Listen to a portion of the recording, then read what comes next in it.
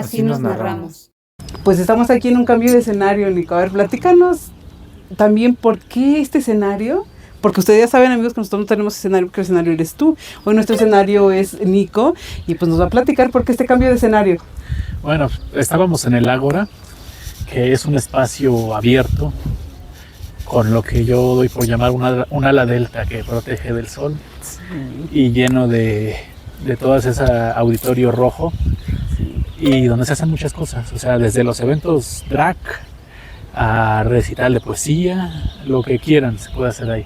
Estábamos ahí porque es un espacio abierto. Me gusta que es un espacio abierto, que está lleno de lugares que son intercambiables, simbólicos. Cualquiera puede sentarse donde quiera, cuando quiera. El público cambia. Entonces, cuando he estado en teatro, etcétera, de repente volteas a ver al auditorio cuando no hay gente, y hay otra vibra, que es todos esos lugares, todas esas historias que se van a sentar ahí en algún momento y van a ser distintas a las que se sienten en otro momento, y es interesante. A mí me gustan mucho todos esos lugares llenos de... Y además se ve hacia el Cerro Rojo, hacia ese cerro que le están sacando todo el tezontle. Lamentablemente va a desaparecer en algún momento, pero que sigue siendo emblemático de la zona, de esta periferia. Lo que decíamos, somos seres transversales. Estamos en Iztapalapa, estamos en la periferia, y la periferia de la Ciudad de México hacia esta zona que alguna vez fue el lago, sobre todo Iztapalapa, está llena de cerros, que ahora está todo poblado. Desde este cerro hasta finalmente el Tepepolco, que es el de Peñón Viejo, donde está una de las zonas más peligrosas de la ciudad, que le llaman El Hoyo. Entras por Herradura, que es la colonia Paraíso en realidad, y también tiene su discusión. Ahí tengo un relato futurista donde efectivamente el personaje está tratando de que no pase lo que llamamos conquista. Entonces se encuentran en el Atl Tlachinoli, que el Atl Tlachinoli es la gran piedra fundacional de Tenochtitlan, que parece como una mini pirámide, en donde la parte posterior está el que parece que es el escudo original del que se basaron para la bandera, para el escudo nacional, donde está el águila parada sobre las punas rojas, que son los corazones sangrantes del dios que ha muerto. Y en el pico tiene el Atl Tlachinoli, que es la trenza de fuego agua, que es esta, porque no tenía la serpiente. La serpiente es una idea posterior. El Atl Tlachinoli es la voz de guerra, la trenza de voz de agua y de fuego. Es esa cosa irreal que es el agua quemada. ¿Cómo se quema el agua? ¿Cómo quemarías el agua? Esa es parte de la ideología indígena padrísima, que en algún momento estaría interesante discutir.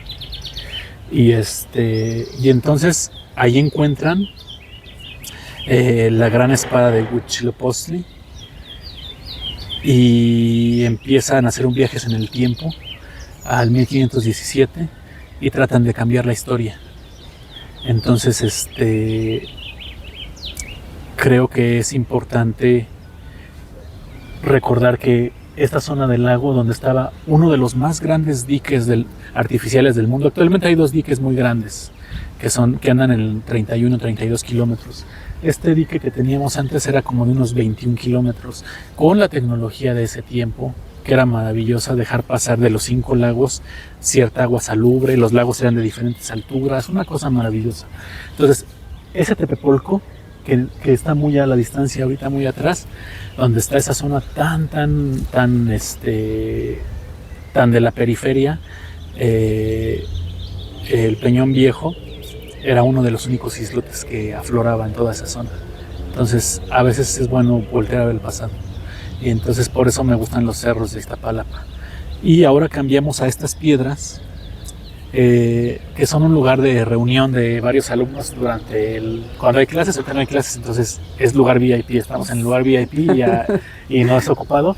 Y al fondo están las canchas.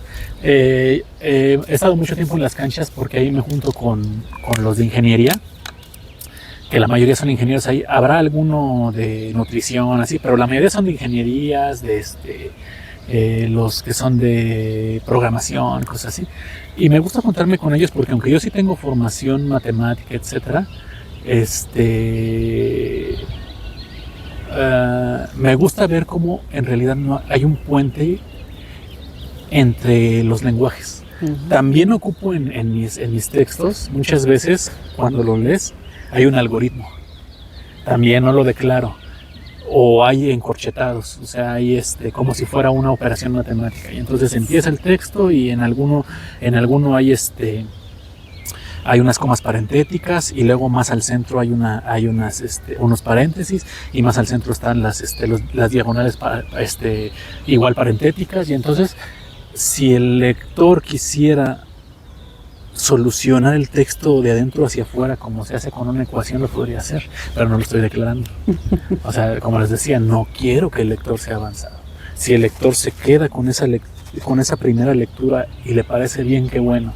Si siente que hay algo más allá adentro, qué bueno. Y entonces cuando estoy con mis compañeros de las otras academias, me doy cuenta que esa barrera artificial que nos han hecho creer de la diferencia entre conocimientos, entre saberes, entre comunicación, no es cierta. Incluso entre nosotros mismos.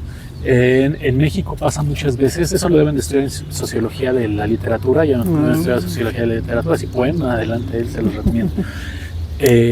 Ha pasado algo en donde lo que comentábamos al principio de la diferencia entre el arte culto y el arte popular, sí, claro. También pasa aquí, que es la diferencia entre la creación y el texto formal, lo académico, lo estudioso, lo que tiene que generar conocimiento, como si fueran separados y no lo son. Hay un puente entre los dos, pero a veces en la mente académica nos ha hecho creer que no existe ese puente, que es artificial esa separación, no la hay. Y de los que son creativos, pero no hacen investigación, les creo que creen en lo creativo y que no creen en la investigación. De los que son muy formados en la academia, pero no hacen obra creativa, les creo que creen mucho en esto. Pero hay quienes tienen las dos, tienen teoría literaria, cosas así, y aparte hacen cuentos, cosas, y entonces no entiendo por qué de repente rompen ese puente y lo separan, como si no pudieras crear y al mismo tiempo hacer el conocimiento, como si no pudieras decir algo importante, pero al mismo tiempo con otro código.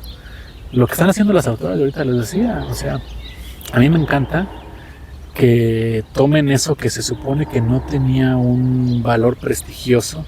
Hay unas minificciones, todas chafitas, no es que están usando el gótico, y es que el gótico es de entretenimiento, no es para que leas un poquito de gótico, para que leas cosas de vampiritos y ya. Y entonces, eso que se supone que no tenía valor, lo retoman, usan esos recursos y lo llenan de un relato importantísimo.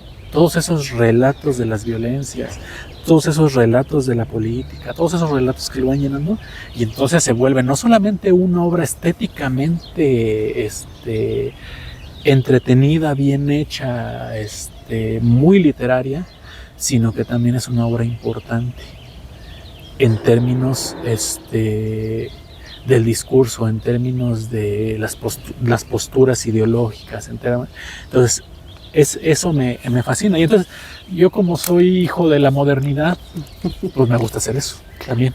Ahora, soy hijo de la modernidad, pero también me tocó el mundo físico analógico. Sí. Y eso lo valoro bastante porque yo nací en el 84, entonces pues ya.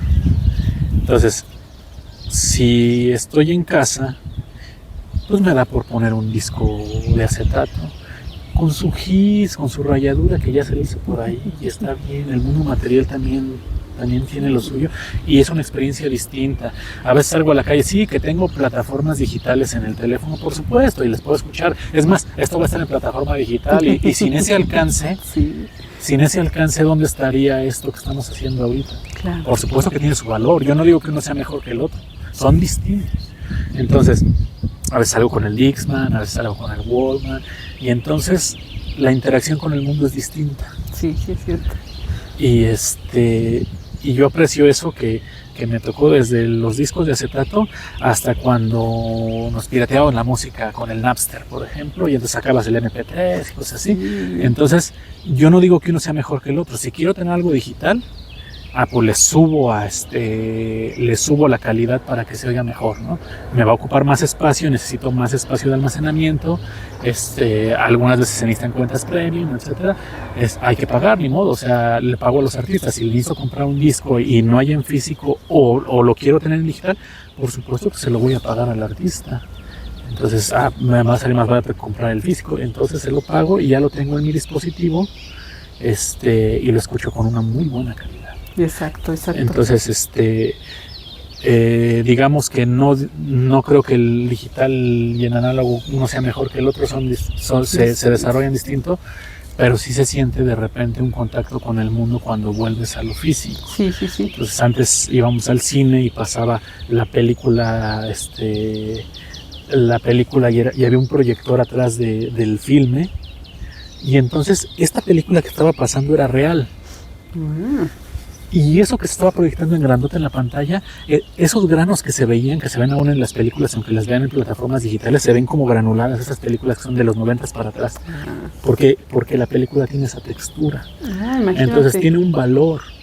Si tú quieres hacer una película moderna, con buena calidad, tú puedes usar 4K, etcétera, pero es distinta. Cuando estás filmando en 4K, muchas veces parece irreal, parece un videojuego extremo, así como dices, se ve extraño, se ve como artificial.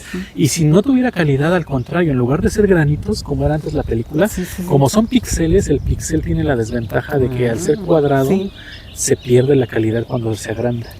Entonces, los otros, como eran puntos redondos, podías agrandar muchísimo, hacer fotos grandotas. Entonces hay que considerar que las cosas tienen su valor. El valor que estamos haciendo ahorita es el alcance de poder filmar en digital, de poder subirlo a una plataforma. O sea, hay que valorar eso. Pero de vez en cuando hay que meter las manos en el mundo, porque muchas veces decimos las cosas, digo, sin los conocimientos de las categorías teóricas. Claro. Entonces cuando tú dices digital, lo digital viene de los dígitos, de esto, mira, de los dedos. Lo digital es esto, mira, hay una textura, una temperatura de las cosas. Y en la pantalla no todo es liso, hasta ya ni el teclado es liso, el video es liso, todo es liso. Y entonces, ¿por qué le diría yo digital a eso que ya no tiene dígitos? O sea, sí lo estoy moviendo con los dígitos, pero pues ya no. Ándale, nada que ver. Entonces, lo mismo pasa con la IA. La IA pues, es una buena herramienta, pero no es inteligente. Sí. Porque la inteligencia viene de la subjetividad, de las relaciones libres. Cuando tú haces un ensayo, haces relaciones libres de que, veo esta hoja y puedo hablar de algo que no tiene nada que ver con la hoja porque me hizo recordar otra cosa, y empiezas a hacer un texto que toma muchos vericuetos por todos lados, se va por todos lados, que eso no lo puede hacer la inteligencia artificial, porque la inteligencia artificial es cloud, son puros datos, puras bases de datos y puro algoritmo. Y entonces, antes cuando salíamos al mundo, y entonces vas a una librería, puedes hacerlo todavía, ¿no? O ibas podemos decir Blockbuster porque ya no existe. Entonces, cuando ibas al videoclub, a lo mejor era limitado. ¿Por qué? Porque en una plataforma de streaming a lo mejor tienes 1 millón de películas, no lo sé. O sea, tienes al alcance de tomar un montón de cosas. Y a lo mejor ibas al videoclub y a lo mejor en el videoclub había 1000 películas, no lo sé, o dependiendo del tamaño. Vamos a suponer que hay 1000 películas, si tú ya ibas con la perspectiva de, voy a ir a rentar esta. Y entonces, pero en el camino del pasillo de ir a rentar esa película te encontrabas con varios acomodos, y a lo mejor una te llamaba la atención por el color de la portada, por el nombre. O sea, como estás caminando en el mundo contingente, en el mundo material, te puedes encontrar con algo que el algoritmo no te va a dar. El algoritmo solamente te va a dar lo que tú verías, lo que tú harías, lo que tú has estado haciendo. Sí. Y entonces, lo mismo en las librerías. Pero antes de ir a una librería, y siempre va a haber un libro que les llame la atención, de lo que sea. Y no y si entran a la librería virtual, pues el algoritmo les va a mostrar solamente lo que cree que ustedes han estado viendo, lo que cree que podría gustarles. Y entonces se acota, se limita mucho. Entonces hay que salir a caminar el mundo de vez en cuando. Entonces ahorita estamos pues en una piedra. Y esta piedra pues es un ser también, y está aquí, no está aquí gratuitamente. O sea, Por eso también lleno los textos de filosofía, o sea, los lleno de cosas matemáticas, de algoritmos, los lleno de historia, los lleno de política, pero también los lleno de ciertas concepciones que son voltear a ver lo que no verías. Ahorita esta piedra está aquí, pero hay una piedra en Marte igualito que esta, que a lo mejor está recibiendo el sol. Y esa piedra, no porque la pensé ahorita exista, si no la hubiera pensado, sigue existiendo, ¿eh? Muchas veces en la filosofía nosotros nos creemos tan importantes como supuesta especie, que tampoco seamos especie, porque dicen, ay, es que si cae un árbol en la, y eso lo cuestionan en mis textos muchas veces, o sea, si un árbol cae en un bosque y no hubo nadie que lo escuchara, hizo ruido, no hizo ruido, y entonces la respuesta filosófica va a ser que no, porque no hay una conciencia que lo escuche. Pero ¿quién te dijo que tiene que existir un ser para que ese árbol exista, para alguien que escuche ese sonido? No tiene por qué existir alguien para validar ese árbol que está ahí enfrente ahorita. Cierto. Yo no tengo por qué existir para que este árbol exista. Ese árbol estuvo antes que yo, iba a estar después que yo, seguramente. Sí. Entonces, todas esas cosas me gusta irlas cuestionando sin afirmar, mientras no sea ensayo. Sí. Si es ensayo, sí hago afirmaciones, pero si no, sin afirmar lo que yo creo, que el lector elija si cree mi relato o no lo cree, si compra mi lectura o no la compra. Exacto. Me interesaría más que la discutiera. A lo mejor ¿verdad? No le parece y dice, oye, no estoy de acuerdo aquí. Ah, qué bueno, vamos a discutirlo. Y está más interesante discutirlo, ¿no? Y a lo mejor aprendo yo algo. Exacto. Entonces, eso, no negarme, no cerrarme al aprendizaje. Eso sí. Oye, Nico, y ahorita viendo que, pues, quieras o no, tú traes ya pues, un bagaje, ¿no? Tanto cultural, tanto de vida, tanto lector, escritor. ¿Nos podrías hacer una línea del tiempo de todo lo que has hecho en la lectura, que has escrito, desde, o sea, tu formación, ¿no? Desde antes de llegar a UACM y ahorita ya estando en UACM, y qué esperas tú de tu obra, ¿no? ¿Qué le quieres mostrar a los lectores? Ya vimos que todos tus textos están llenos de una hibridación muy importante, llenos de significados, pero sí nos gustaría que nos platicaras en una línea del tiempo qué ha hecho Nico desde antes de UACM y ahorita en UACM. Ok. Bueno, pues como te comentaba, estuve nací en una familia que tenía libros, entonces pues empecé a leer. No soy fan de esos libros del policíaco y eso, me gustan por supuesto, pero no soy fan. Pero tuve esa base, entonces y tuve la desventaja que la convertí en fortaleza de que de todos mis primos, etcétera. Mi hermano me lleva 7 años hacia arriba. Pero mis primos todos 10, 15 años, entonces digamos que yo estaba muy separado de ellos ya estaban haciendo otra cosa, ya iban a la escuela, ya se ponían a jugar fútbol y cosas así, entonces pues si de vez en cuando me sacaban era yo como la mascota, ¿no? Y ya. Entonces digamos que tú al estar así de aislado, pues tuve la oportunidad pues tanto de tomar esos libros como de empezar a ver otras cosas. Entonces ahí empezó mi gusto por algo. Sí. Luego, durante la adolescencia, pues escribí mucha poesía, mucho cuento corto, que creo que no estaba de moda en ese entonces, no lo sé. Pero pues lo escribía básicamente para mí o por trabajos de la escuela y eso no era así como que sintiera que era porque yo quería hacer eso. Después pasó la fractura grave en mi familia. Como les digo, vengo de una familia bastante... Es terrible mi familia porque ha estado en la derecha política mexicana y es muy grave eso. Sí. Entonces, entonces hubo una ruptura en donde yo a los 15 años me salí o me sacaron, como que dependiendo del relato que quiera contar hoy, y salí al mundo a los 15 años. Entonces, desde los 15 años he trabajado, viví en la calle algún tiempo, crucé a los Estados Unidos solamente por a ver qué se siente cruzar los Estados Unidos. Es un lugar que no me gusta, entonces no me gusta ni intelectualmente, o sea, no me gusta cómo se desarrolla ese país, pero pues estuve ahí. Entonces, pues estuve, el contacto con las otras personas me ayudó bastante porque pues he trabajado de todo, he trabajado en las noches en una gasolinera, bajando toneladas de aguacate, o sea, cosas de ese estilo, hasta propiamente lo formativo académico, ¿no? Que es crear textos, ¿no? Sí. Pero durante ese periodo tan largo, en algún momento entré a estudiar ciencias de la comunicación me quedé en sexto semestre, no lo terminé, entonces tengo ciertas nociones, por ejemplo, de lo que estamos haciendo ahorita, de hacer el guión de radio, cosas así. Después entré a la facultad de Filosofía y Letras y a la de Ciencias Políticas. De ahí me salí porque tengo unas diferencias muy graves con la academia. Creo que estamos para cuestionarnos, no para replicar lo que ya está dicho. Por eso es que los textos los hago así, Sí. también. Entonces, y más cuando estás en un monstruo. La Universidad Nacional Autónoma de México es un gran monstruo que se formó y ha creado un capital cultural muy grande. Entonces, con la importancia que tiene, hay que cuestionarnos de entrada. Porque luego se nos olvida que esa universidad viene de la Academia de San Carlos, la Prepa 1, pues de los hegemónicos, que querían cerrarle la universidad a los demás. Claro, sí. Y entonces se la cerraron. Y entonces cuando la universidad pide autonomía, qué bueno que la tienen, las universidades deben tener autonomía, pero la pidieron por razones incorrectas, que era segregar a los demás. Y entonces tuvo que venir el Politécnico y abrirle las puertas a los hijos de obreros, a los hijos de campesinos, abrirles el campus para que vivieran ahí todo. También después se vició, pues de ahí salió el famoso Ernesto Cedillo que les digo que lo conocí. Entonces, pero digamos que esas discusiones no se dan y no se aceptan porque se supone que el gran mito ya está impuesto. Y entonces cuando yo leo que la frase que sigue siendo de la universidad de por mi raza hablará el espíritu, perdónenme, pero es una frase muy desafortunada. Sí. Porque ¿de qué raza estás hablando? ¿Y el Espíritu Santo es neta?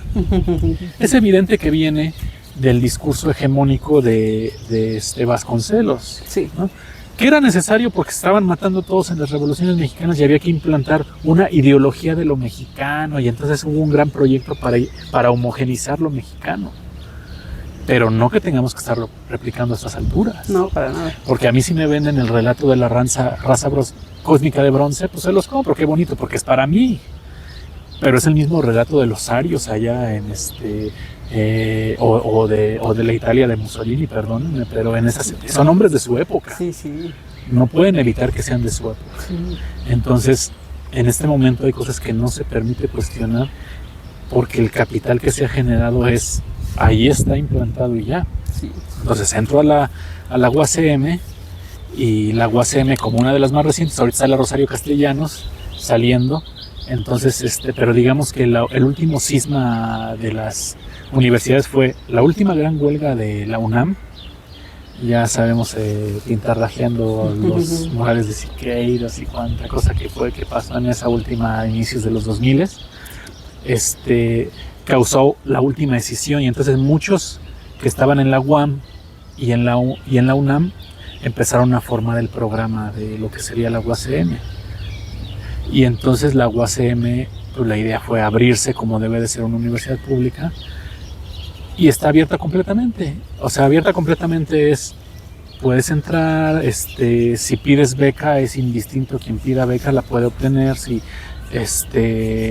Es decir, aquí no importa que si las calificaciones, porque todo se desarrolla diferente en la vida, y entonces si tú tienes trabajo o hay madres solteras, bueno, ya se les dice diferente a las madres solteras. No sé eso. Se les dice diferente. Bueno, y luego se madres solteras porque no tengo la categoría para decir lo que les decía, pero es autónomas, me parece. Entonces ahora las madres autónomas, pues por supuesto que necesitan espacios para eso. Hay quienes tenemos ventaja, yo no tengo hijos, entonces tengo cierta ventaja en el sentido de que mi universo de trabajo me puedo plegar, me puedo mover, distinto a que si tuviera la obligación, claro, de un ser que depende de mí, y que yo le tengo que dar las herramientas, tanto materiales como psíquicas, para que se desarrolle correctamente. Sí. Entonces me metí a esto porque, por lo que les comentaba, creo que ya estoy en edad para decir algo y que eso que digo importe. Ya fuera del ego, de que estás chavo, de que, pues sí, lo he hecho antes, lo sé hacer, sí, pero creo que no estaba en edad para tener esta densidad de discusiones que estamos poniendo. de llenarlo de filosofía, de llenarlo de historia, de llenarlo, y entonces cuando lleno los textos quiero esa discusión. Quiero que el relato se cimbre, que no sea lo que nos dijeron. Y entonces por eso hay que darle voz a todos, claro. A las mujeres, a los muertos, a todo el mundo hay que darle voz porque necesitamos esa discusión. Sí. Necesitamos ponerla enfrente, visibilizarla y hablar de eso. Entonces eso es. Muy bien. ¿Y qué hay ahorita? Tienes... generalmente vemos que muchos autores en sus personajes los van replicando en algunas obras, ¿no? Tienen un personaje, digamos, que viste toda su obra, independientemente si es cuento, si es novela, ¿no? Incluso si ese es un relato corto, ahí entra. ¿Tienes algún personaje que haya visitado toda tu obra, incluso en ensayo? Creo que no. Fuera de los ensayos que son totalmente personales, sí. Todos los ensayos que son de yo, pues evidentemente estoy externando mi argumentación, etc. Pero en la obra de ficción, en la poesía, etcétera, no, los narradores son muy diversos. He dejado que pasen narradores de todo tipo, o sea, como decíamos, de los niños hasta mujeres. A esa les tengo más cuidado porque pues es más difícil escribir desde la perspectiva de la mujer. No le voy a venir a decir a una mujer que es ser mujer, que sí. Cómo se siente ser mujer, pues por supuesto que no, sí. No lo sé. Me puedo hacer un acercamiento. Entonces son más difíciles de tratar para mí, pero si necesito que haya una mujer que se desarrolla, el personaje se desarrolla en mujer, tengo que tocar más base, sí. No para que sea creíble, el contrato es otra cosa, sino para que realmente la construcción sí. Sea válida, para que no esté contaminada de mí. Sí. Porque los textos están contaminados de un montón de cosas, por eso son híbridos. Sí. Y ahí sí me gusta que se contaminen. E incluso las voces narrativas se contaminan y muchas veces nosotros no nos damos cuenta. Lo que te decía, los textos ya los analizamos a posteriori y entonces ya podemos encontrar esas marcas según el conocimiento que tenemos sí, ahora. Sí. O sea, antes si tocabas textos muy buenos como los de Kafka, por ejemplo, y entonces claro. Tomas la metamorfosis, y la metamorfosis tiene un narrador a Beck. El narrador a Beck, ¿cómo se traduce a Beck? Como por sobre fuera. El hombre, ¿no? Por fuera. Ajá, el otro era el sobre el hombro. Okay. Si tiene un narrador a Beck, tú no te das cuenta, porque empieza narrando el Gregorio Samsa que, híjole, es terrible lo que le pasa, ¿no? Sí. La modernidad, el capitalismo, todo eso, de que se termina convirtiéndose en un cascarón. Primero es un aspiracionista que tiene su marco dorado y quiere chambearle porque se supone que hay que chambearle y que todo se trata de chambearle y que no tienes porque no quiere y todas esas tonterías que sigue y el mercado se regula solo, todas esas estupideces.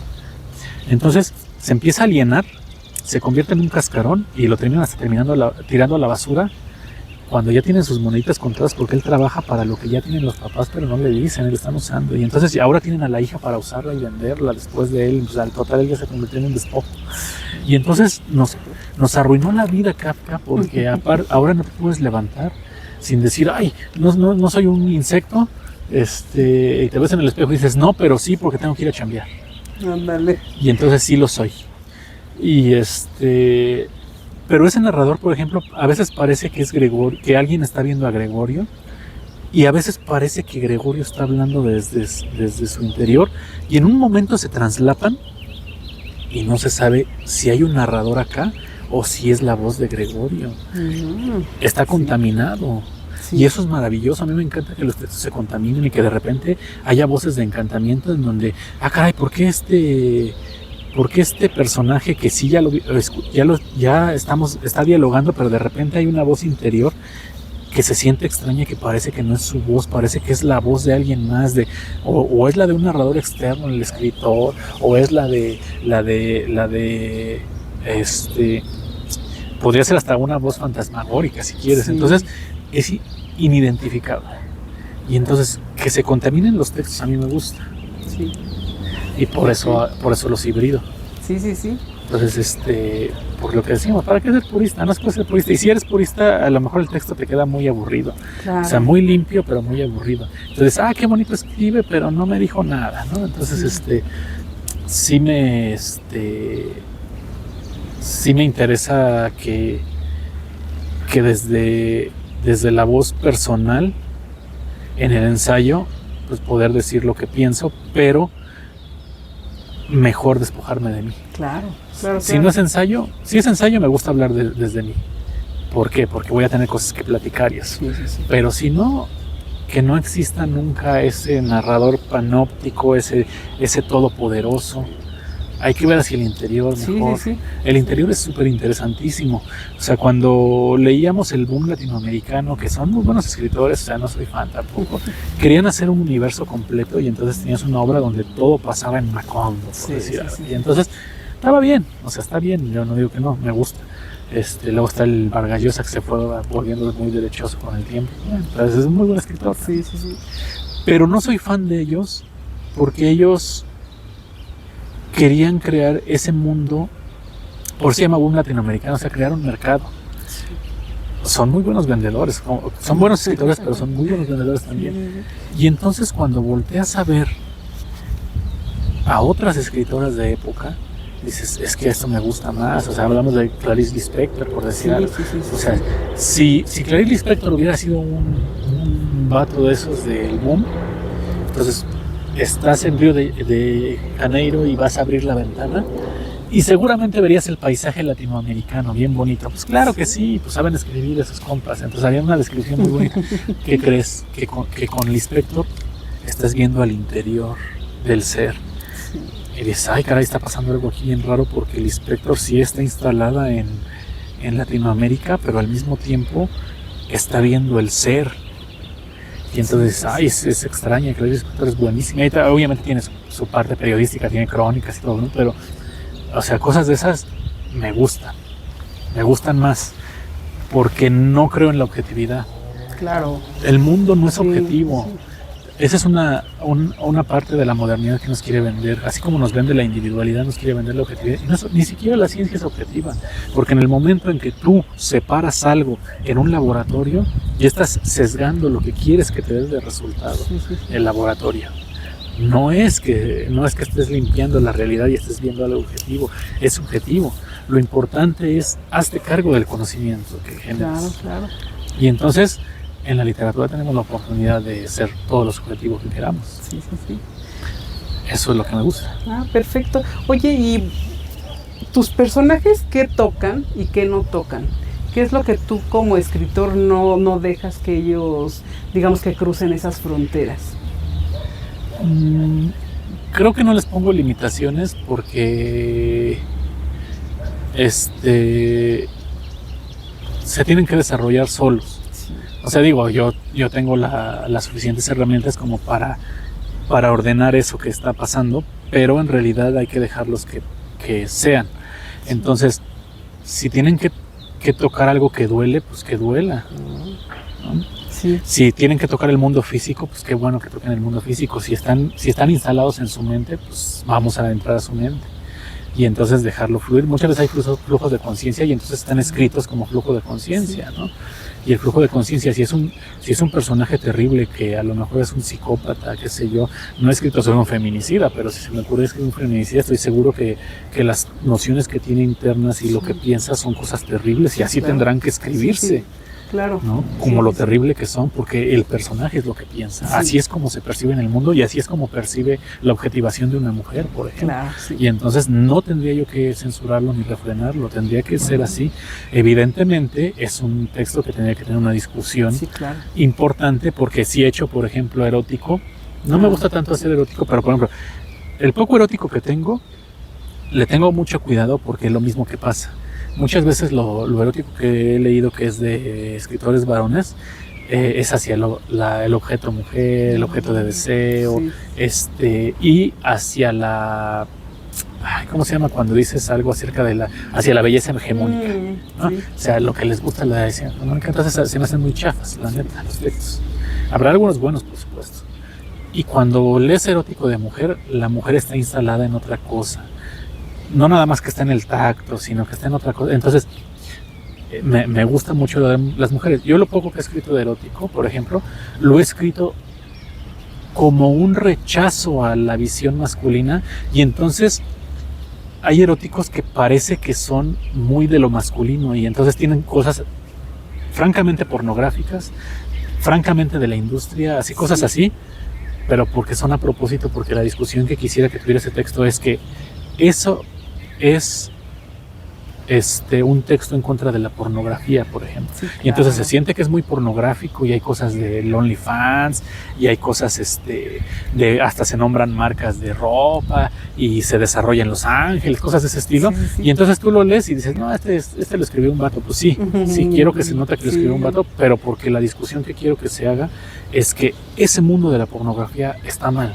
Claro, y quiero que se discuta eso. Sí. Entonces, por eso lo remarco tanto. No porque diga yo, está bien todo esto que está pasando, por supuesto que no está bien, pero necesito que se vea cómo se desarrollan esos personajes en un mundo así de terrible, en donde hay pornografía, en donde hay una industria y un pensamiento capitalista total estadounidense y cosas así. Entonces los desarrollo ahí. Ok. Pero quiero que la discusión sea esa. Si yo quisiera que fuera otro tipo de relato, que no he hecho todavía, pues lo construiría desde otra perspectiva y dejaría al lado toda esa visión hegemónica. Pero a veces me interesa también que haya discusión hegemónica para que se vea cómo es. Claro. O se hacen burlas. Mira, hay a quienes no les gusta. A los que les gusta mucho lo decimonónico, sí.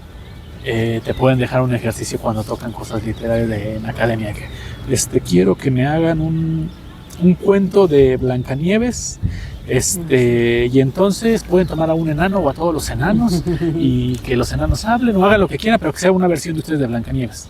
Para empezar, el cuento de los Grimm de Blancanieves es terrible, porque literalmente dice que una niña de 7, que el príncipe viaja por las 7 montañas con los 7 enanos y se lleva a la niña de los 7 años.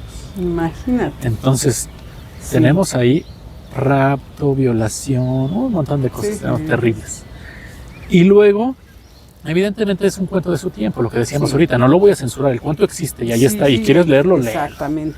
Ahora, lo que yo hago es, si me interesa hacer una discusión distinta, por ejemplo, digo, ok, voy a agarrar a los Grimm y luego le voy a meter los nombres de Disney que no tienen los Grimm, los nombres de los enanos de Disney, y luego voy a meter un nivelungo ahí, que ya sería de otro texto completamente diferente, lo estoy hibridando, el nivelungo está hablando, y entonces el nivelungo, cuando encuentran a Blancanieves y le dicen, sí, pero te puedes quedar, pero tienes que lavar, preparar de comer y todo eso, y entonces entra la interferencia de la voz narrativa que te digo que causan pausas. Entonces dice, momento nivelungo, eso es trabajo no remunerado. Y entonces ya metí a Federici ahí sin decirlo. Sí, claro. No, ese es Federici, los que sepan van a decir, ese es Federici, ¿no? Entonces es cosa, ¿no? Pero me interesa esa interferencia. Y luego que cuando se siga desarrollando venga el príncipe y la secuestra y se va a la fiesta, el enano diga, no nos invitaron a la fiesta, pero pues no importa, porque nosotros estamos muy ocupados forjando el anillo para controlarlos a todos. El Señor de los Anillos. Y entonces empiezo a llenar de textos y de referencias a otras cosas, pero además ahí lo que me interesa es que haya una discusión de feminismo y de ahorita se me olvida. Y de cuando estás posicionado socialmente, ahorita se me olvidó, se me fue. Pero por eso pongo esas. Sí. Entonces, en realidad no hice un cuento, en realidad hice una crítica. Sí, exacto. En forma de cuento y con guiños a otras historias como son los Nibelungos, la leyenda de los Nibelungos o el Señor de los Anillos. Perfecto. Pero ese, por ejemplo, está revestido y tiene otra intención. Sí. Evidentemente a los de cuento no les gusta eso, porque dicen, para empezar no es un cuento, segundo, si no están afiliados al feminismo, pues tampoco les va a gustar. Entonces, pero a mí me interesa que se discuta eso. Claro. Ahora, no que yo sea feminista, yo no puedo ser feminista porque soy varón. Sí. Tengo que entender esa discusión, tengo que respetarla, discutirla, darle su lugar, exponerla cuando tenga que exponerse, pero no soy no me voy a subir ese barco nada más por querer quedar bien o por posicionarme como ya sea para vender, ya sea para hacer el correcto, ¿no? Porque no es así. O sea, eso pasaba con Ibsen. Por ejemplo, Ibsen, que era un dramaturgo maravilloso, era de los pocos varones que saben escribir mujeres. Imagínate. Cuando lo lees dices, oye, este sí sabe escribir mujeres, y las mujeres lo sabían porque se acercaban a él y le decían que se uniera con ellas a la marcha feminista, y él decía, es que no puedo porque yo me debo al arte, y el arte es un tipo de verdad y las voy a mostrar a ustedes en el arte, que eso es lo que me corresponde, pero yo no puedo ir a lo del feminismo porque soy un hombre. Entonces, ya tenemos la concepción de un tipo del siglo XIX tan avanzada, porque además, según yo, la obra de feminismo más duro que hay es de Ibsen, la de la casa de muñecas. Cómo se va moviendo Nora en el espacio. Exacto, sí. Y además Nora se atreve a abandonar todo el núcleo de el cuidado de los hijos, el ser esposa. Cuando empieza a progresar como personaje, se despoja de todo eso, y además lo golpea porque cuando le dice el marido que cuando por primera vez ve que no es su muñequita, no es su pajarito, que estaba jugando ese juego, cuando le dice, pero es que va a decir si la sociedad está mal, y es que si no es religiosa, la religión está mal, y es que él no se quiso sacrificar por su esposa porque le interesa más su discurso del hombre hegemónico que cómo se presenta al mundo y cómo se presenta en lo público, porque se supone que lo público es lo del hombre, ¿no? Y entonces cuando le dice ella, él, es que nadie se sacrificaría por la persona que ama, y le dice, miles de mujeres lo hacen todos los días. Fíjate nada más el discurso. Esa obra es de un feminismo tan duro, tan radical y tan avanzado, que sigo sin creer que es una obra del siglo XIX, escrita por un hombre. Exacto. Porque hay obras muy buenas escritas por mujeres de esa época, por supuesto, pero esa la escribió un varón. Entonces, cuando yo me atrevo a escribir un personaje mujer, un personaje queer, algo en lo que yo no estoy inscrito, le tengo mucho cuidado y mucho respeto, porque tengo que colocarme en el mundo y concebirme en el mundo de otra manera. Definitivamente. Por eso hay ejercicios importantes que hacer, por eso ese ejercicio que te dije de volverme queer por un día y moverme en el mundo como queer, a ver qué se siente, ¿no? Y verdad que se siente diferente, por supuesto. Ya lo creo. Ahora imagínate los que viven diario así, lo que se siente soportar ese tipo de discursos homofóbicos, transfóbicos, todo eso que soportan, estar relegados en el espacio y todo, o sea, lo viven todos los días. Yo nada más lo viví performativamente, y por eso no levanto la mano a decir, ay, no voy a hacer esto, compañero. No, por supuesto que no, porque no se trata de mí. Entonces, estar dentro del contexto es cuando se siente. Dices, uy, está rudo, está rudo. Entonces, por eso es que los personajes, pues dejo que sean lo que tengan que ser. No los limito, no, ni los censuro ni los limito. Si de repente el personaje siente que se tiene que mover en el espacio, es importante. Ahí lo mueves.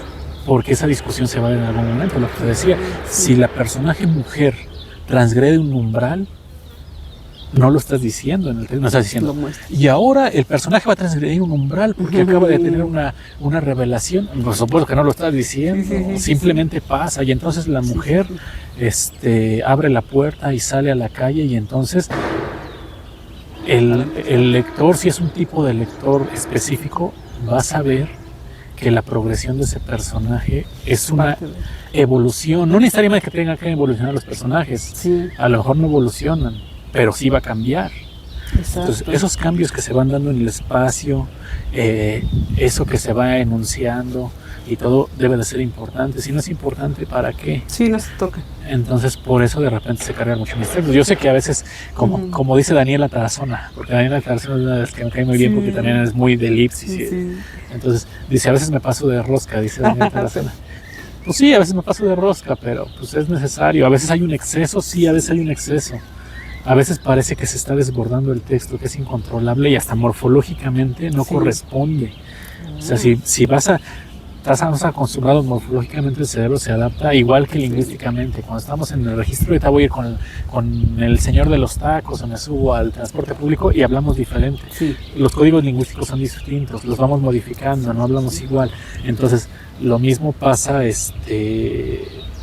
cuando los textos parece que se desbordan y que morfológicamente tú tienes un texto así como este. Sí, sí. Que es, bueno, por ejemplo, exactamente es un buen ejemplo, estas agüitas que haces. Sí. En donde esto morfológicamente, si lo veo de lejos, según yo van a ser ingredientes y porcentajes. Sí. O porcentajes de ciertas sustancias, que sodio, que no sé. Ahora, lo leo y no es eso. Tú estás poniendo aquí cosas que tienen que ver conmigo, de, mira, escritura, hibridación, cosas así. Entonces, morfológicamente te da una idea. Sí.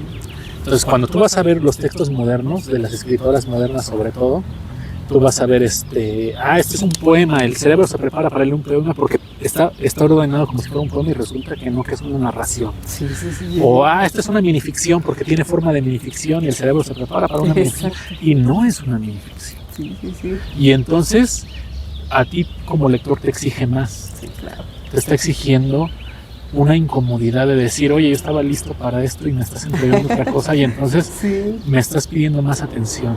Sí. Entonces, yo le exijo al lector Exacto. un poquito más. Sí, sí. Te digo, no tiene que leerme, porque los textos tienen que escribirse, se publiquen o no, Sí, se lean 100%. o no. Sí. Eso es distinto. Sí. Yo tengo que escribir porque tengo que escribir. Y entonces, pero si ya están ahí los textos, entonces yo quiero que la lectora, el lector, se den su tiempo de decir, ok, voy a aguantar esto, estuvo extraño, pero me mantengo. Pero si no, no pasa nada. Sí. No es obligatorio. Entonces, si no les gusta, no les tiene que gustar. Si no se entendió alguna capa de ahí, no se tenía que entender, no pasa nada. Sí. Pero si se quedan, les prometo que va a haber una lectura de algo ahí. Claro, van a encontrar Lo que quieras. Sí, sí. A lo mejor encuentras otra cosa que parecía que no estaba ahí y Sí. está ahí. No, y digo, finalmente, ¿no? Con todo el bagaje que tú tienes cuando empiezas a escribirlo, yo creo que también inconscientemente tú vas dejando otras huellas, ¿no? Como bien comentas, ¿no? Tal vez sí tú lo tienes pensado para que cuente una historia y abajo tenga otra historia, pero también con esas huellitas, la gente también con su bagaje encuentra otra, ¿no? También, ¿cuál es tu ritual, digamos, de escritura? ¿Cómo es cuando tú piensas una obra y cómo es Nico cuando ya la terminó? Mira, hay dos formas. Una es la formal, que te decía, en donde tengo tiempo o me doy el tiempo, Sí.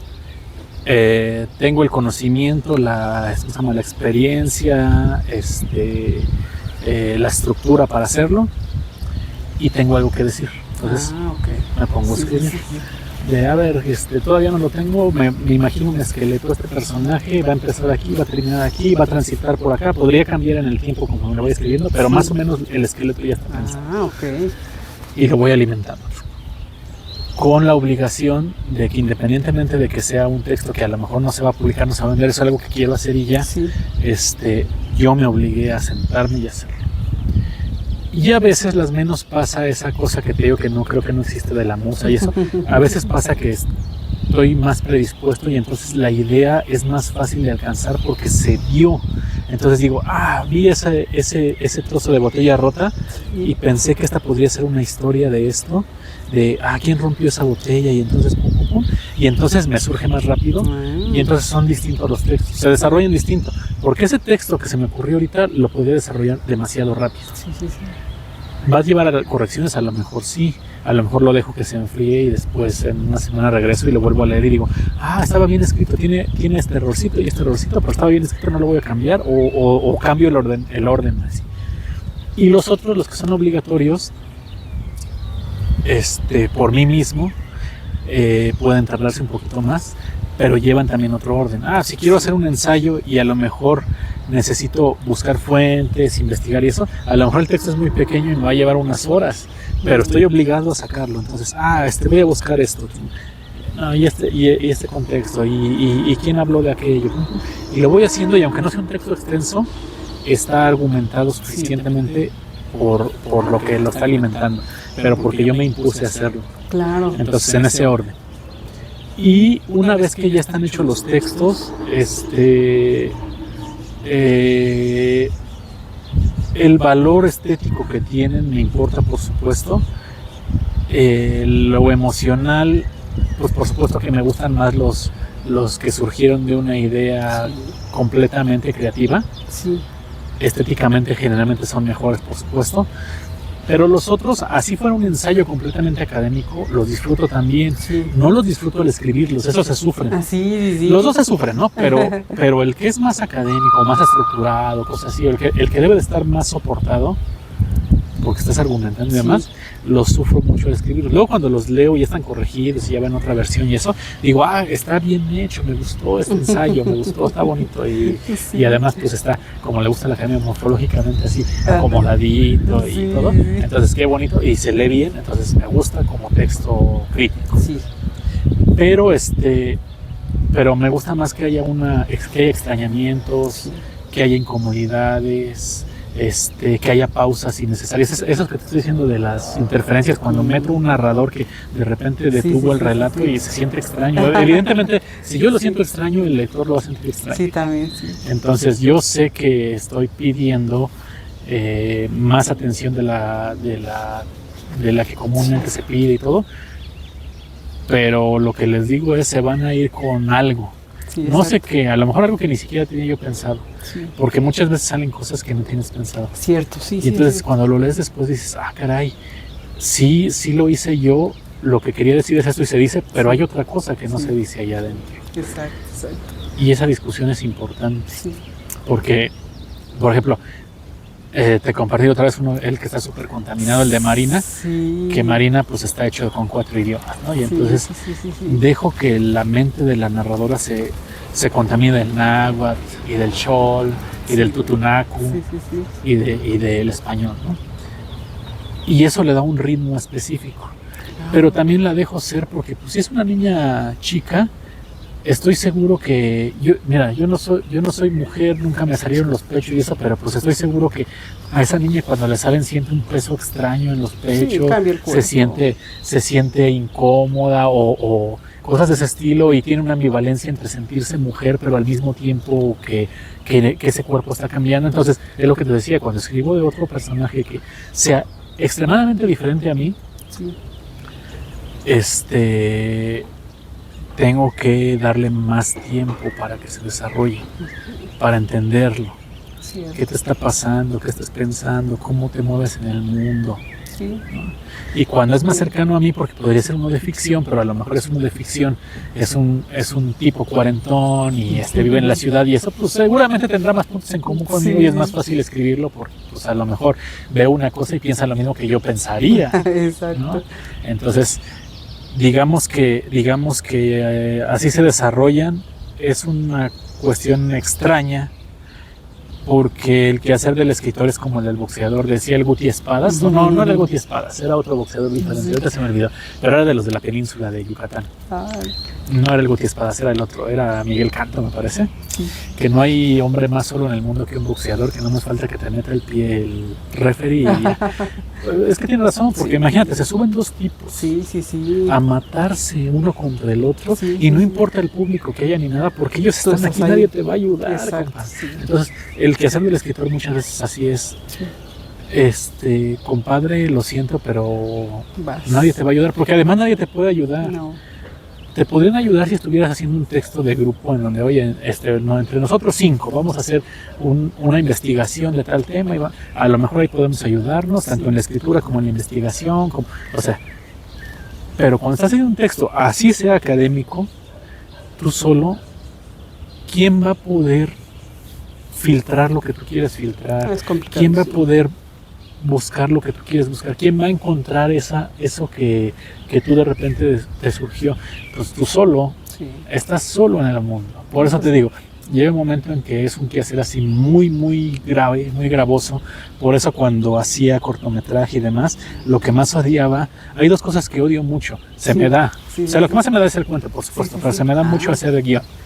Entonces, lo que más odio es el guión y la edición, la postproducción.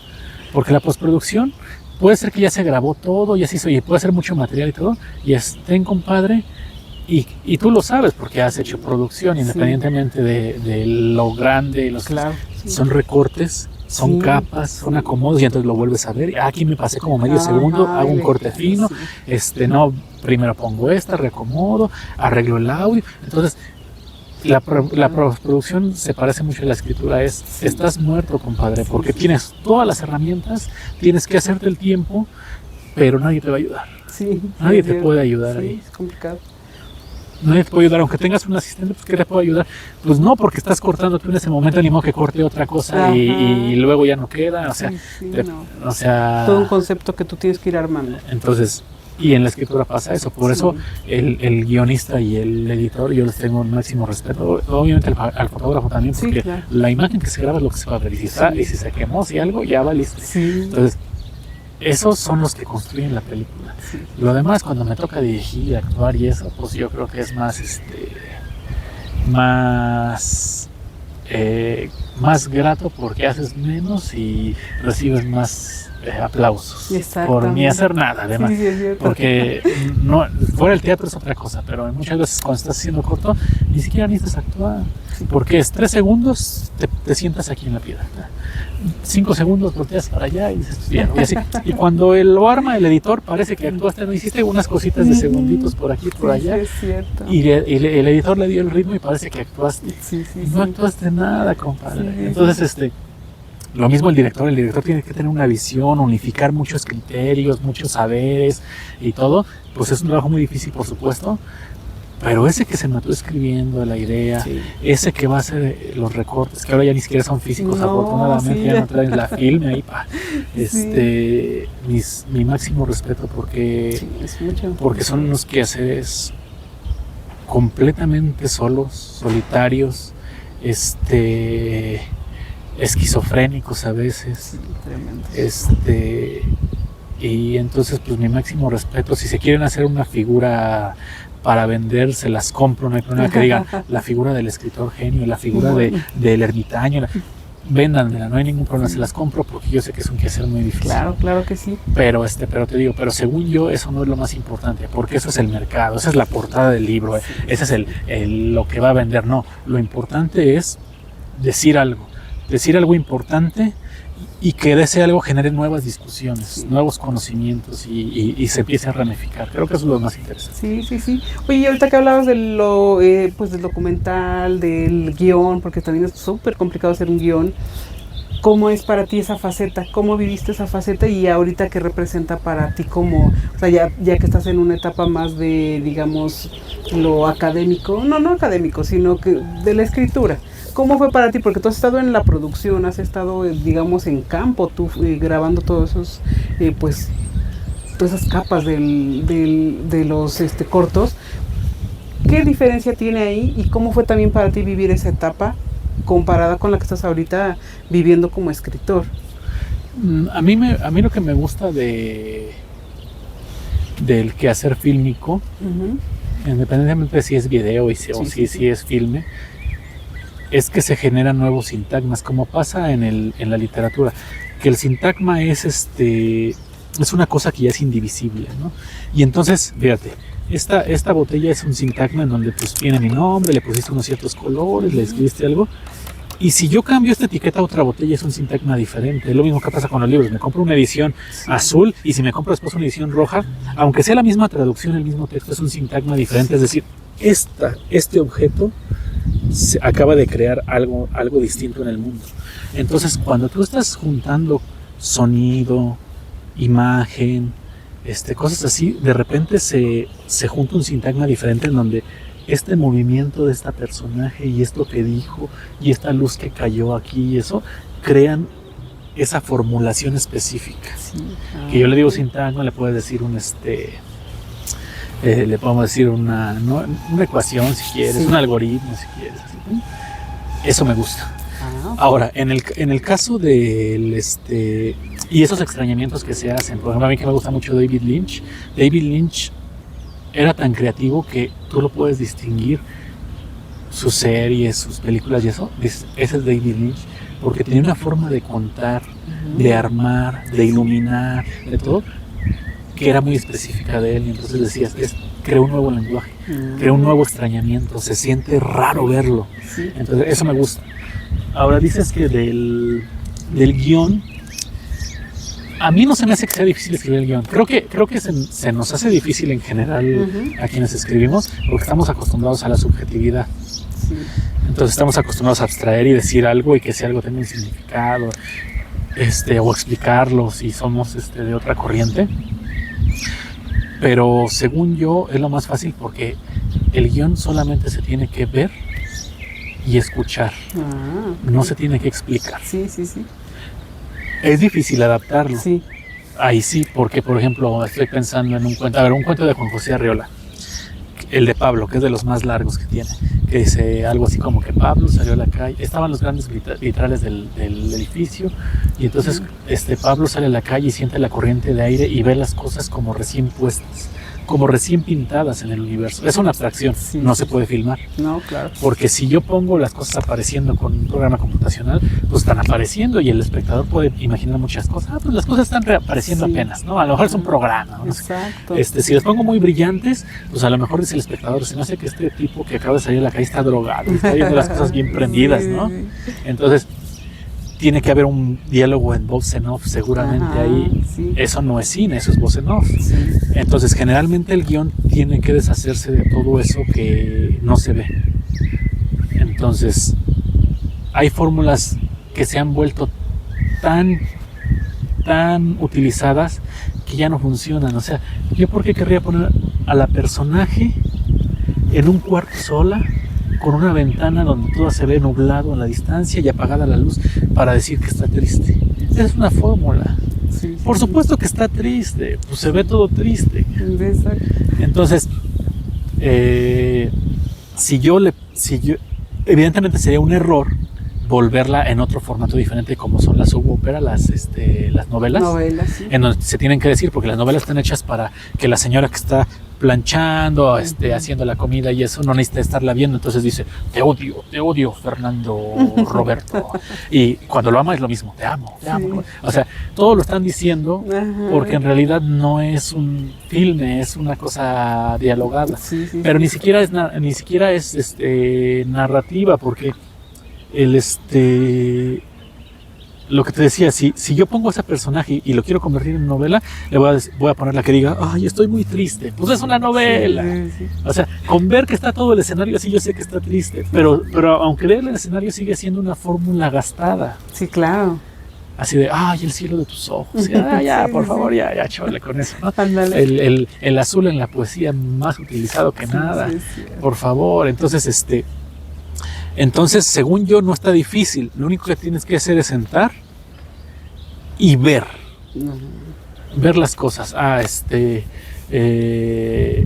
María Fernanda camina por el pasillo de Tezontle. A lo lejos se ve a Rodolfo jugando a básquetbol. Y cosas de ese estilo. Entonces estás escribiendo puras cosas que se pueden filmar, se pueden ver. Okay. Y entonces cuando le grita a ella, oye, vas a... Entonces todo se está bien. No estás diciendo, María Fernanda camina pensando que podría, no sé qué. O sea, eso ya es literatura, es otra cosa. No tienes que hacerlo en un guión. Sí, claro. Entonces, según yo, es más fácil el guión, pero también tiene menos riqueza literaria. No, hay guiones muy bonitos, sobre todo los del cine europeo clásico, que no están permitidos en lo occidentalizado como el cine gringo. Sí. Porque ver a Tarkovsky en Nostalgia, por ejemplo, en un bochito negro entrando en la neblina y que la toma se va a tardar 7, 12 minutos, no lo recuerdo así, y que la neblina y que bajan los dos personajes y caminan, eso es muy poético. Evidentemente, si lo pongo en un guión, a lo mejor diría, un Volkswagen negro entra y se estaciona en la neblina, fulanito y fulanita bajan y caminan, o sea, qué chafa se ve. Ya en la poética, pero también hay unos que son muy poéticos, que tienen frases muy bonitas y no están permitidas en los guiones occidentalizados. Sí. Y digo, ¿por qué no? Si al final de cuentas es un quehacer, como dices tú, sí es difícil. O sea, yo estoy diciendo que no es difícil porque según yo lo puedo hacer, pero en realidad sí es difícil. Entonces, Entonces, sí le voy a quitar algo de poética al lenguaje. Puras acciones. Que haya muchas acciones, diálogos, si hay voz en off, pues a lo mejor un pensamiento, cosas así, pero eso se puede evitar. Lo que no se vaya a ver, ojalá y lo podamos quitar. Sí. Y ahí como también hay recursos de por medio, que es el recurso fílmico de los segundos que se van a ver las cosas, lo que cuesta una escenografía, etcétera. Entonces también que sea súper importante lo que se dice. Claro. No que en una novela no sea importante, pero una novela tiene la ventaja de que se puede extender lo que tú quieras. Sí. Y entonces es una de 1500 páginas, pues es una de 100, no hay problema. Sí. Pero ahí hay que acotarse. Sí. Y entonces debe ser muy, muy importante. Entonces, yo no soy bueno para la novela porque estoy lleno de elipsis, me gusta ir, sí cargar los textos, pero no extender las descripciones innecesariamente. Sí. Y en la novela te puedes dar ese tiempo. Sí, claro, sí tiene como que más espacio. Y la novela, ese es su fuerte, pero también podría ser una debilidad, porque por ejemplo me acuerdo de Moby Dick, que es buena. Lo que decíamos, si hacemos una discusión de género actual, Moby Dick no tiene personajes de mujeres por ningún lado. Exacto. Y hay quienes ni se han dado cuenta de ello, la han leído y nunca se dieron cuenta que no había ni una mujer ahí. Sí, es cierto. Sí. Entonces, ahora puedo hacer otra discusión muy, muy padre que a mí me gusta hacer y esa ballena es la lucha interna de ese personaje consigo mismo y va a perder, entonces me gusta que sea muy psicoanalítica y eso. Pero, por ejemplo, Moby Dick está hecha para que sea un tratado de ballenas. Hay una sección grandota que es puro describir cetáceos, para que te des cuenta que el escritor sí se puso a chambear, a investigar y sí sabe de ballenas. Andale. Pero se lo podrías quitar y seguiría funcionando la novela. Claro, sí. Porque la novela, como diría otra vez Cortázar, gana por número de rounds, como en el box. Y el cuento. Por cansancio. El cuento gana por knockout, es un trancazo. Exacto. Y muchas veces desde el inicio, el inicio y el final pueden ser dos trancazos muy fuertes. ¡Pum! De golpe. No tienes tiempo para estar viéndote a otros lados por vericuetos. Sí. Aunque en las hibridaciones tienes oportunidades para hacer cosas distintas. Por ejemplo, Tarantino, que a mí me gusta mucho Tarantino, no es mi súper favorito, pero me gusta mucho, por ejemplo, en algunas ocasiones, como se ha acercado a cuestiones orientales, entonces de repente le gusta el manga, cosas así, a veces hace cosas que son muy simples. Ejemplo, el Kill Bill es súper simple. El Kill Bill es la venganza. Sí. Se acabó. Mira, está tan bien hecho que tú sabes desde el principio que ves a la novia que lo que le pasó y que va a buscar a Bill. Tú sabes que va a matar a Bill. Sí. ¿Por qué te vas a quedar 2 películas a ver qué va a hacer? Si ya sabes lo que va a pasar. Porque te lo reviste bien. Sí. Porque la línea es la novia va a buscar a Bill y lo va a matar. Pero en el camino, las ramificaciones de las otras historias, cada encuentro con la Cottonmouth, la va acercando al final. Pero mientras te vas entreteniendo aquí, en las laterales, en las ramificaciones del árbol. Entonces, en estricta teoría es súper simple. Parece fácil, no lo es, pero el lector tiene 2 opciones. O se va a confirmar lo que cree, o va a pasar algo distinto. No importa cuál de las dos le des, si se las das bien. Por ejemplo, en el Kill Bill va a ganar y le va a ganar a Bill, estoy seguro. O sea, me sorprendería que ganara Bill. Ahora también lo aplaudiría, sería un buen final así. Claro, ¿cómo puede ser que ganó? ¿No? Sí. Pero tienes esas 2 opciones, se confirma o pasa algo distinto. Sí. El espectador no le importa si le haces una vuelta de tuerca, podrías estar errando. Podría estar errando a lo mejor. Sí. A lo mejor no la necesita, porque también hay fórmulas que destruyen. Sí, si ya hiciste un contrato con el lector, no te la saques de la manga, así, ya va. O sea, si ya hiciste el contrato de que está pasando en este mundo, ya se creyó este mundo y de repente despierta que fue un sueño, por favor. Sí, lo echas a perder. Sí. Tú hiciste un contrato con él, hiciste un pacto con él, no lo traiciones. Sí. Porque además ya te lo compró. Sí. Y no te lo tiene por qué comprar. Porque ya no somos dados a ir a las salas de cine, por ejemplo, pero la sala de cine, tú vas dispuesto a que te engañen. Mira. Sí, ya. Porque compraste el boleto, lo que hayas querido que para estar ahí entretenido, te metes a una sala oscura, pum, vas a ver una pantalla porque no puedes estar haciendo otras cosas. Bueno, espero que no estés viendo teléfono y esas cosas, ¿no? Sí. Pero tú vas dispuesto a que te engañen. Claro. Porque sabes que lo que se presente ahí es una ficción. Sí. Aunque sí sea una película histórica, lo que sea. Sí. Entonces, el director ya tiene la ventaja de que el público ya va dispuesto. Sí. Si el director no lo hizo bien y no le creyeron, lo hizo entonces pésimo, muy mal. Oh. La desventaja de la literatura es que hay todavía más interferencias externas. Sí, es cierto. Y entonces pues puedes ir leyendo en el metro, puedes estar en la biblioteca, puedes estar en tu casa, o sea, puedes estar en donde tú quieras, Sí. porque tampoco hay que ser puristas con el lector. Claro. Así como no somos puristas en la escritura, Sí, así de, sí. no, es que qué falta de respeto, que no sé qué, o sea, perdón, yo no rayo los libros, a mí no me gusta No, a mí rayarlos. tampoco.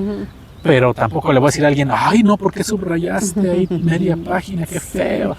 No son sagrados. No. Entonces, cada quien tendrá su propia experiencia. Sí, claro, tu forma de vivir el libro, ¿no? Entonces, pero tienes más problemas porque estás luchando contra los ruidos externos, contra la inmediatez de los reels, Sí, de esos sí, nuevos. sí. O sea, estás peleando contra todo. Sí. No hay una sala de lectura donde alguien compró su entrada y va a leer Exacto, y sí. ya se predispuso a ello. Sí. Entonces creo que esa es la dificultad aquí. Sí. Entonces, Sí. yo lo que les pido es que lean lo que lean a quien lean, no importa, puede ser lo mayor de entretenimiento, yo no estoy diciendo que esté mal. Sí. Si quieren una novela de aventuras, una de adolescentes, lo que sea, perfecto. Sí. Lean lo que tengan que leer, lo que les guste leer. Pero cuando venga algo Sí. distinto, denle oportunidad. Claro. Así como yo le doy oportunidad a textos densos, terribles, así es, oye, esto me está costando trabajo, ¿qué es esto? Sí. A textos que son obligatorios porque es necesario leer esa crónica, es necesario leer ese libro de historias, o sea, esos pues, no los agarraría si no me los hubieran puesto. Claro. Voy a aprender, Sí. pero les doy oportunidad. Entonces, cuando venga algo diferente, denle oportunidad. Debe de tener algo ahí. Entonces, yo lo que les pido es que si alguna vez ven algo mío por ahí y ya lo agarraron y ya lo empezaron, lo pueden tirar a la basura. Digo, no pasa nada, no, ni es sagrado, ni me voy a sentir mal, ni nada. Pero si quieren continuar, van a encontrar algo ahí. Claro. Y luego lo discutimos. Sí. Porque a mí me interesa que esa contaminación haya valido la pena. Sí. Porque yo no estoy diciendo contaminación como un defecto, sino como como un valor agregado. Eso sí. Estoy contaminando los textos y así como se contaminan de historia, de filosofía, de vivencias, de discusiones actuales, Sí. de cuestionamientos del relato del pasado, o sea, cosas así. Todo eso, pum. Sí. Toda esa contaminación la hago porque quiero que se discuta, Claro. que no acepten, es más, no acepten lo que yo estoy escribiendo, porque también es solamente un relato. Sí. Y el relato no es la verdad. Y aunque yo por ejemplo, como mi familia también de repente saltó del bloque político a las sectas religiosas, pero sectas bien tremendas, ¿no? así terribles. Por mucho tiempo yo desprecié, por ejemplo, cosas como el mito, y no debo de hacer eso. Me refiero a mitos muy específicos como el judío cristiano, por ejemplo, que nos pega mucho a nosotros porque pues, es lo que nos llegó ahí, ¿no? Entonces, pero aprendí a dejar de ser así. Sí. A dejar de ser así de orgulloso, de decir, ay, no, eso tiene validez. Sí. Y lo que te decía, uno no tiene más validez que otro. Sí. ¿Por qué? Porque a mí me gustó mucho el relato del cosmos. Sí. Pero el relato del cosmos tampoco es verdad. Sí. O sea, no es comprobable. 13.800 millones de años a la distancia. No podemos ni siquiera consolidar el relato de los últimos 500 años, de los últimos 100 años, no nos podemos poner de acuerdo. ¿Tú crees que vas a decirme lo que pasó en la formación del cosmos? Sí. Por supuesto que son relatos, aunque sean científicos, me gustan mucho, pero no son comprobables. Exacto. Entonces, cuando yo me quito mi ego de joven y eso y digo, vamos a regresar al mito, entonces tengo dos relatos, por ejemplo. El relato de la humanización. Y entonces la separación, y entonces los mamíferos, cuando los grandes reptiles están en la tierra, pues por supuesto que los mamíferos no van a salir en el día porque pues están los grandes depredadores. Sí. Y entonces los pocos que hay son nocturnos. Conforme pasan los miles de años, se empiezan a volver diurnos. ¿Por qué? Porque ya decayeron los reptiles y sigue habiendo reptiles grandes como el cocodrilo y eso. Claro. Pero ahora empiezan los grandes felinos y cosas así, los mamíferos gigantotes como los osos y eso. Y entonces ahora se revierte el reloj biológico y ahora son diurnos. Todo ese relato científico lo acepto. Está bonito si lo queremos revestir. Pero ese mismo relato del reptil y del mamífero está en el jardín de Edén, codificado. Cuando la gran serpiente a la que le tiene miedo el mamífero, la serpiente original, el gran dinosaurio, baja y le dice el conocimiento, y entonces ese miedo ancestral del mamífero y esa supremacía del reptil están en el relato científico y en el mito judeocristiano. ¿Por qué voy a decir que uno vale más que el otro? Son distintos, funcionan para distintas cosas. No voy a decir, por supuesto que yo sé que el relato del Edén está construido de una forma. Lo que te decía, no lo voy a traer al mundo contingente y entonces ponerme a hablar con las serpientes. Oye, tú ahorita cómo estás, ¿no? Y decirle, el pecado, o sea, ese es un relato diferente. Y el otro, pues también es una construcción de cómo fue progresando y cómo es que los cerebros son así como están ahora, porque primero el cerebro reptil con todas las pulsiones de vida, de el fuego, el alimento, luego el cerebro mamífero encima, con el apego, el amor, y luego el neocórtex con el pensamiento simbólico del arte que dijimos que no sirve para nada, pero sirve para todo lo que no es esto. Exacto. Y eso lo hace súper valioso. Entonces, esos tres cerebros que tenemos, y tenemos los tres cerebros de los seres que estuvieron antes que nosotros, ¿por qué no los vamos a ocupar? Sí, oye, Nico, y ya casi para cerrar, platícanos, ¿qué te ha dejado a ti la literatura?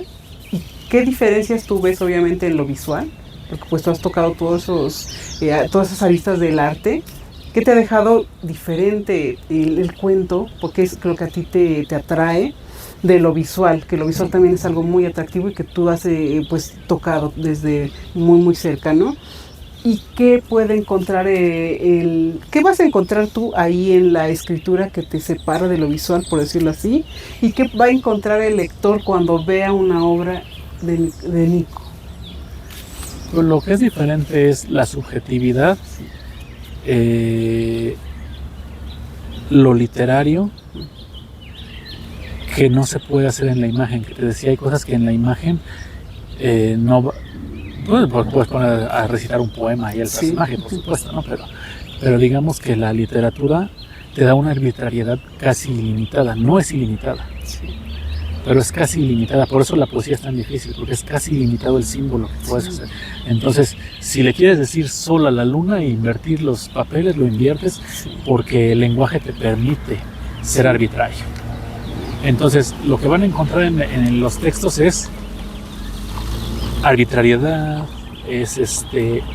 son nuevos sintagmas, extrañamientos, también van a encontrar imágenes, por supuesto, pero más que las imágenes me interesa la abstracción, que las imágenes que sean abstractas, que sean de otro mundo, y cuando no quiero que todo parezca un guión, porque lo que pasa a partir de los 90 con la literatura es que muchas novelas, etcétera, están hechas para ser leídas fácilmente y más ahora. Si estoy hablando de los 90, o sea, ya tiene tiempo, pero ahora mucho más. ¿Por qué?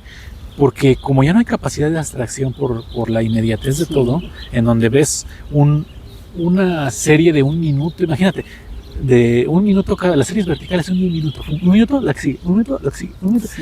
Entonces, si le pones 1 minuto y medio a un episodio, luego el espectador no se va a quedar, y eso qué es lo que vería. Sí, claro. Es su algoritmo. Entonces están en el TikTok, por ejemplo, Y entonces, aunque es lo que verían, no aguantan 5 segundos, lo que sigue. No, es que sí. Imagínate, estás peleando contra eso. Sí, sí, entonces, lo que van a encontrar son oraciones subordinadas, párrafos largos de repente y eso. Por eso le estoy pidiendo paciencia. Sí, claro. Porque no quiero escribir en la inmediatez de la modernidad, porque yo no quiero ser parte de la destrucción de la capacidad de retención de las nuevas generaciones. Claro, sí. No quiero ser parte de eso. Sí, sí, sí. Pues a mí me han dicho, serie vertical. No, eso para mí es inmoral. Sí, sí, sí. Entonces, entonces no escribo como pasa con muchas novelas ahora que han tenido mucho éxito. No voy a decir autor Sí, nada, pero, sí. o sea, a mí me pasa que no me gustan esas porque resulta que empiezo a leer y a lo mejor en un cuento que tuviera frases cortas, así con puros puntos y seguidos y párrafos cortos, un cuento como ejercicio lo soportaría. Pero en una novela, leer una novela se siente en estacato, se siente como una ametralladora en donde no hay subordinadas y no hay nada de abstracción. Entonces, imagínate, lo que pasaría con una novela así es como si estuviéramos ahorita platicando así de... llegamos a la universidad en la mañana, fíjate que he estado pensando que así, y te dijera yo puras frases así, no. Así nos han escritas muchas novelas actuales. Sí, exacto. Con frases así de cortas, puros puntos y seguidos. Y entonces digo, por favor, o sea, lo entiendo porque para las mentes jóvenes que están acostumbrados a la inmediatez, es muy fácil que les pongan una imagen en donde, que sea filmable, digamos, lo que decíamos, que sea filmable. Y entonces digan, Susana se subió a su escoba mágica, viendo desde arriba el pueblo, estoy diciendo por cosas de que claro, creo, ¿no? Sí. Viendo desde arriba el pueblo, todo estaba iluminado. Más tarde venía, entonces imagínate que todo lo escribías así de cortito. Según yo no está bien, pero pues si a alguien le gusta, pues cada quien sabrá su estética que quiera. Digo, no es obligatorio, así como no es obligatorio que les guste lo mío, a mí yo no voy a decir que no les tiene que gustar eso. Si les gusta, está bien. Adelante, léanlo, está bien. O sea, mejor eso a nada, ¿no? Sí. Entonces, pero lo que van a encontrar es eso. Que de repente va a haber subordinadas, de repente va a haber dobles lecturas, porque a veces ni yo sé el resultado final de que haya esa contaminación. Porque lo hago a propósito, pero a veces causa extrañamientos que ni yo puedo solucionar. Entonces, si un personaje, los verbos están conjugados de una manera, pero hay un verbo medio raro ahí, no es un error. Viene el editor y dice, no, corrígela ahí. No es un error, está hecho así a propósito, porque si te fijas, está pensando a futuro, que ya es muy raro también en los textos actuales eso del futuro, y de repente esta conjugación parece un pasado del pretérito, y entonces me interesa que haya eso para que el lector se confunda, así como yo mismo me estoy confundiendo de, a ver, esto va a pasar o pasó, o se está narrando en presente, o qué está pasando ahí, hay una cosa bien rara en ese párrafo. Entonces, a mí me interesa que haya eso, ese extrañamiento, y si no se soluciona, que no se solucione, no pasa nada. Exacto. Pero sí es raro y sí causa incomodidad. Pues a mí, yo que lo escribí, me causa incomodidad de, sí se siente como que está hablando de un pasado, y entonces no sé si está hablando del pasado, está recordando, o eso está pasando ahorita, o es una acción del futuro. O sea, con esa mezcla rara pasan esas cosas. Entonces, es lo que se van a encontrar. Muchas gracias, Nico. Muchas gracias por acompañarnos, por toda esta charla maravillosa, ¿no? Que nos has llevado, quieras o no, a un viaje por la literatura y por otras hibridaciones que habitan tus cuentos, tu literatura, pero pues también cosas que el lector va a encontrar, ¿no? Y que cuando las lea vas a ver que las escribió Nicolás Oropeza, ¿verdad? Bueno, eso sí, porque por lo menos estilo sí tengo. O sea, si no les ha gustado, lo que me han dicho los lectores es que es identificable el texto. O sea, sí se sabe que es mío. Claro. Entonces, por lo menos eso sí. Y ya es ganancia porque eso nos enseña. Yo no puedo tener que tu intención creadora modificarla, porque seguramente tú tienes tu forma de ser. Sí. Entonces, sí, yo disfruto identificar escritores también. Igual, me encanta. Ya sé de quién es, porque es cierto. Los reconozco. Sí. Entonces, ese diálogo, cuando yo soy el narratario, al revés, cuando yo soy el que está leyendo, está interesante también, porque digo, él está platicando conmigo. Sí, ¿no? exacto. Entonces, y lo vuelvo a mi texto también, porque es un diálogo conmigo. Y entonces, siento identificación. Sí. y me gustaría que algún lector pudiera tener esa identificación. Claro, ¿no? claro. Entonces, si alguna vez un texto me dicen, este me gustó, estuvo bonito, o me recordó tal cosa, o cosas así, perfecto. Sí, ¿no? es importante, porque cuando el lector se reconoce, quieras o no, lo disfrutas mucho, porque tú empiezas a ver todo el bagaje que tú traes en el bagaje que te muestra el escritor ahí en su texto. Pues muchas gracias, Nico. Pues esperamos que más adelante nos puedas pues regalar otro espacio, que nos platiques pues de tu paso por pues las artes visuales, ¿no? Que también es algo muy apasionante, y que incluso nos pudieras mostrar tus cortos. Nos encantaría verlos. Nos mencionabas que también has hecho mediometraje. Nos encantaría verlos. Por supuesto. No sé si tengas algún sitio donde los amigos se puedan referir. Pues sí, está mi página, en mi YouTube tengo algunos cortometrajes, algunas, okay. Entonces todo lo tengo enlazado como hay tantas redes sociales actualmente, sí. Todo lo tengo enlazado en el About Me. Entonces si entran a Nicolás Oropeza en el About Me, ahí están el Facebook, el Instagram, el TikTok, todo, aunque no soy de poner tanto material en redes, o sea, sí tengo material. Sí, claro. Entonces, ahí está hasta el TikTok, o sea, sí llevo a subir TikToks y eso. Entonces, en el TikTok lo ocupo más que nada para cosas, como es corto, para poemas cortos, alguna cosa que me interesa, ¿sí? Claro. Pero en el About Me, ahí van a estar los enlaces. Y en YouTube tengo algunos cortometrajes, algunos, el mediometraje también debe de haber ahí alguno. Está el último concierto de Rita Guerrero, también ahí está, cuando Rita ya estaba haciendo los saudades medievales. Sí. La grabé precisamente en tus tierras, en Tlaxcala. Estaba en la...